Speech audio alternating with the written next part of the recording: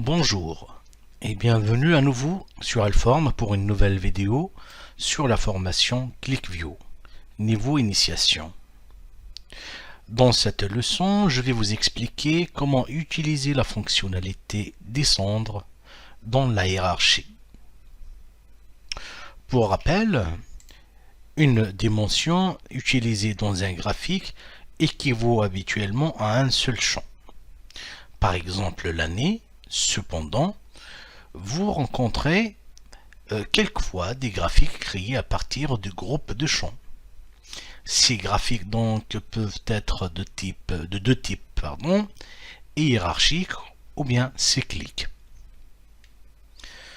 Dans un graphique hiérarchique, le groupe de champs défini se compose en général de champs formant une hiérarchie naturelle, telle que l'année, le trimestre, le mois, etc. Dans notre exemple que nous allons mener pour expliquer mieux cette utilisation, nous allons travailler sur la feuille Cells de votre document qui contient évidemment un graphique hiérarchique réduit.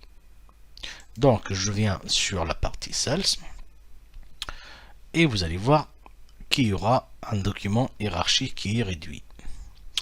Donc dans un premier temps, vous allez effacer toutes les sélections.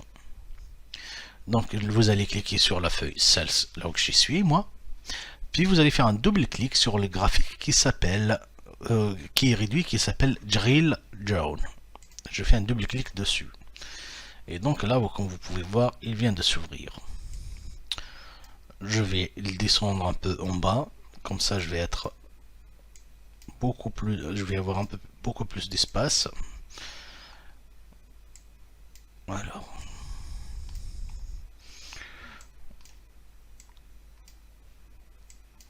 Très bien.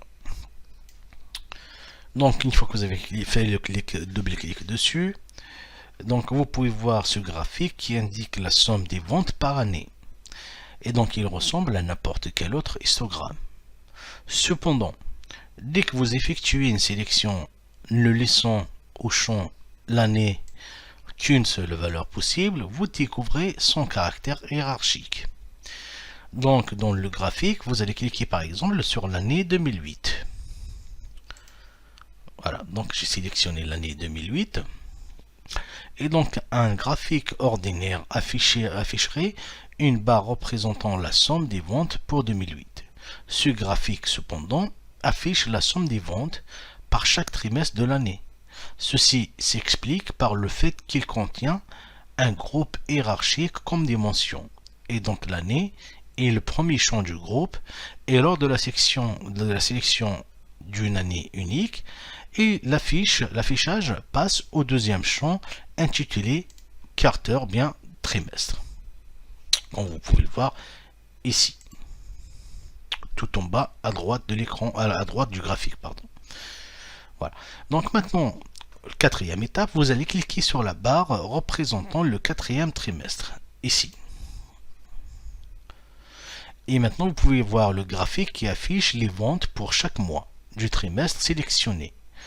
Et donc, on peut dire que le mois est le troisième et dernier champ du groupe de champs.